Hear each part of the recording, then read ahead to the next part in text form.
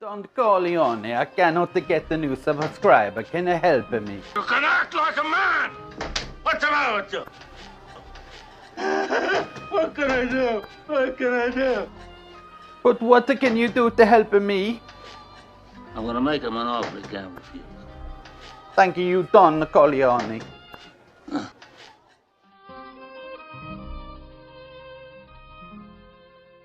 Hello, and welcome to another review of Movie Mash.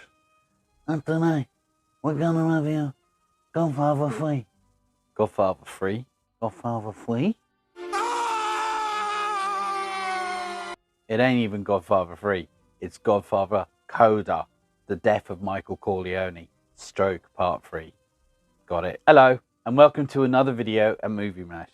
And today, we're going to review The Godfather Coda, the new re-edited version of Godfather 3, starring Al Pacino, Andy Garcia, Sofia Coppola, and Diane Keating. Directed by the great Francis Ford Coppola and written by Mario Puzo. Now, this is a new re-edited version of Godfather 3.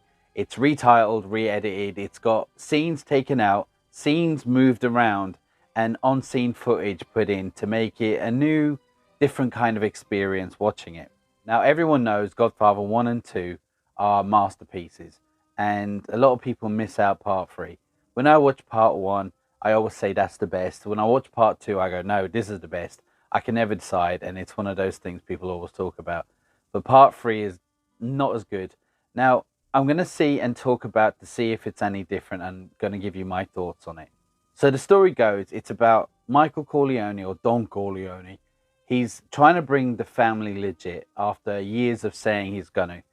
And he's getting involved with the Vatican, or the Roman Catholic Church, where he's investing and trying to buy stocks and European cargo shippings, stuff like that. And the thing is that the Vatican, I find, are exploiting him a little bit because they know how badly he wants to go legit, and they keep upping the price and changing it around. He has issues with them.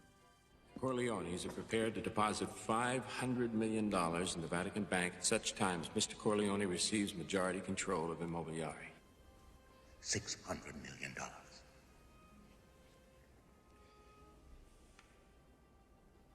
Don't overestimate the power of forgiveness. So at the start of the original Part 3, it's to do with Michael Corleone's 60th birthday. And it's a big scene on what's going on. But on this one, I noticed there was a scene halfway through the film put at the start. It's good. It gets the film started and going along. But back to the 60th birthday, it's like the original 1 and 2. There was a wedding in the first one, and a confirmation or a communion in the second one. And like this, it's more of a character development, introducing new characters, explaining what's going on in the story or the film. And we're introduced to Andy Garcia. Now, Andy Garcia, it turns out he's Sonny's son. He's Sonny. If you don't know who Sonny is, he is Michael Corleone's older brother who was in the first one. And spoiler, he died. Now, he was notorious for having a real bad temper. And like Andy Garcia shows up, he has a bit of a temper. And, well, I'll get back to that in a minute. These little fools to this guy, don't you think? Right? Right! Temper like his father. Diane Keating plays his ex-wife, and she turns up so she can support her son, who's about to tell Michael Corleone that he doesn't want to be a lawyer when he grows up, or gets older, study for. He wants to be a musician. Michael Corleone is not happy with it, but he loves his son and he goes with it. Diane Keating was surprised because normally he's really adamant on what he wants. Then we get to Sofia Coppola, who plays Mary, Michael Corleone's daughter. And she's introduced to the film, and she starts talking to Andy Garcia, explaining who she is. And Andy Garcia, or his character's name is Vincent, him and Mary kind of start off a bit of a kind of flirting and a bit of a relationship, you could say. And as you can work out, they're cousins. And I'm not sure if it was needed in the film, but as I said, it was in it and it's part of the plot. He has to make a choice towards the end which one he's going to choose. And Michael Corleone is not happy about it, you know, as it's their cousins. Diane Keating, who plays his ex-wife Kay, they haven't seen each other for a while and they ended on bad terms. But she realizes as he's got older, he's changed his views and she has a new respect for him. And there's not a romance as such, but there's a bit of kind of flirting between them and it's quite good. I like that. I want you to forgive me. For what? Everything. Oh, like God, huh? Oh, I need something a little closer. You couldn't understand back in those days. I loved my father. I swore I would never be a man like him, but I loved him, and he was in danger. What could I do? And then later, you were in danger. Our children were in danger. What could I do? You were all that I loved, valued most in the world.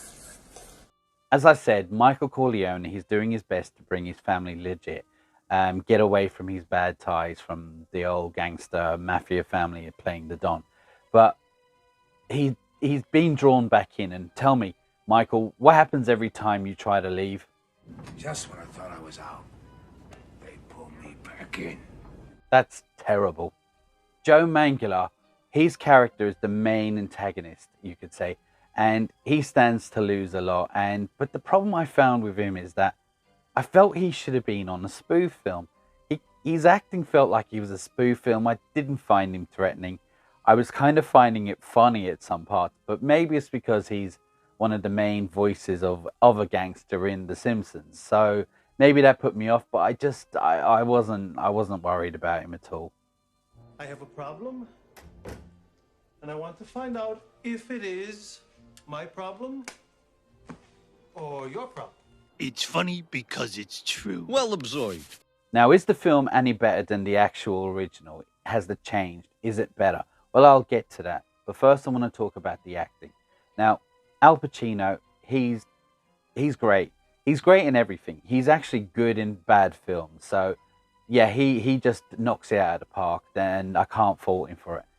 Andy Garcia, he was probably one of my favorite parts of the film, but the only nitpick I have about it, and it's very minor, and I probably shouldn't even say it, but as I said, his dad had a bad temper in the original, and he's playing his son, and he shows he has a temper, but it was quite a lot. It was like saying, look, I am Sunni's son. I am Sunni's son. Look at me, I'm always angry. And I was like, could you tone that a bit down? We get the point. But again, I liked it. He wanted to be part of their family and get involved in what's going on.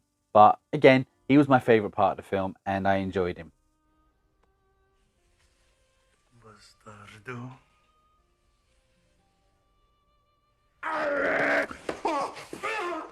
Vinny, for Christ's sake! What the hell's the matter with you? Get him out of here.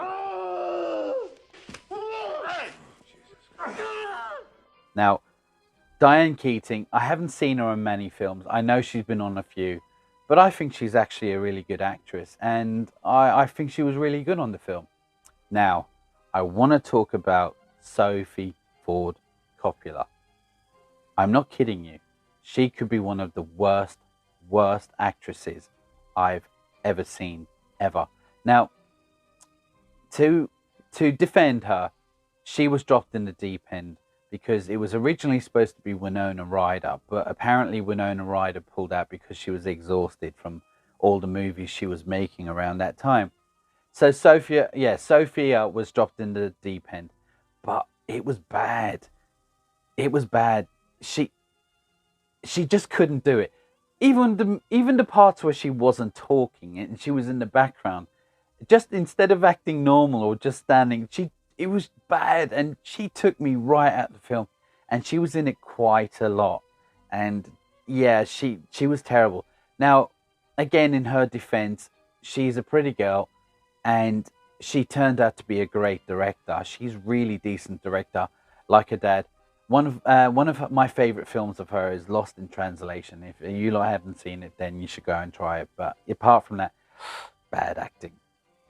Hi, Vincent. I remember you. You remember me from where? From the last time we were at a party together. Did you come down to the club? No, it was a wedding. A wedding? I was 8, and you were 15. Well, I had a lot of girlfriends when I was 15. 8-year-olds? Especially 8-year-olds. You know, you haven't kissed me hello yet. Relatives always kiss. Oh, now we're related. I'm your little cousin.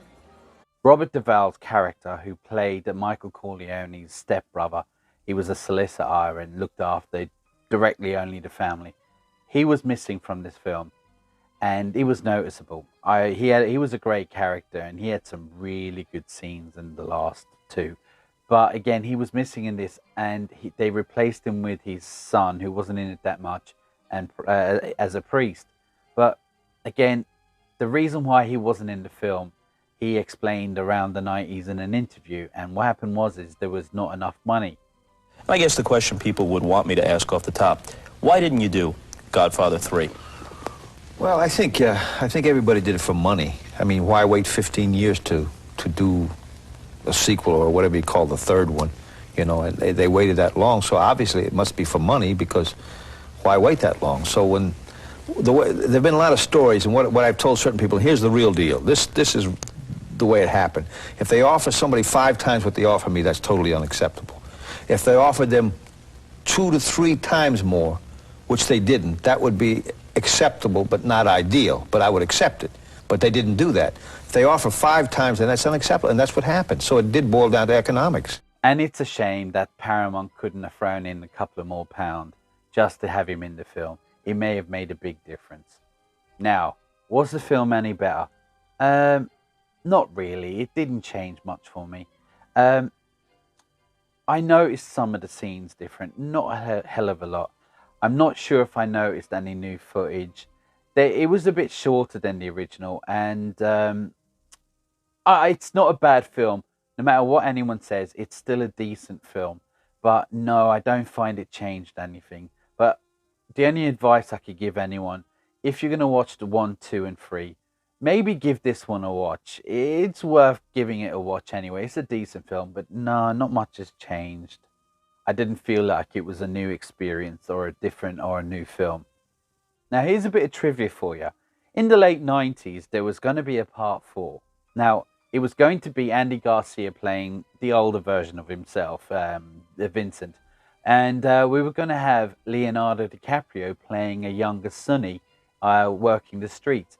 He was hot off Titanic at the time, but the problem was that Mario Puzo died, and John Ford Coppola didn't want to go do another one without him writing the story. But I personally think that may have been a really good film with Leonardo playing the young Sonny and Andy Garcia. And he would be the head of the family now. I really would like to have seen that film. But I still think you could make that. I mean, I just do. I mean, maybe not Leonardo in the character now because he's a bit old for it. But yeah, I really wish they'd make it. So Paramount, if you're listening, we want to see that. So on to more trivia about the trilogy. The word or the name Godfather was actually never used in the Mafia prior to the film. It was made for the film, and it was used for the Mafia, by the Mafia after the film. And not a lot of people seem to know that. I didn't know. I had to look it up. And another thing, the word Mafia was never used in the first film. John Ford Coppola just didn't want that word in the film. So they used the family a lot all the time. But again, it just kind of goes over your head. It's really good.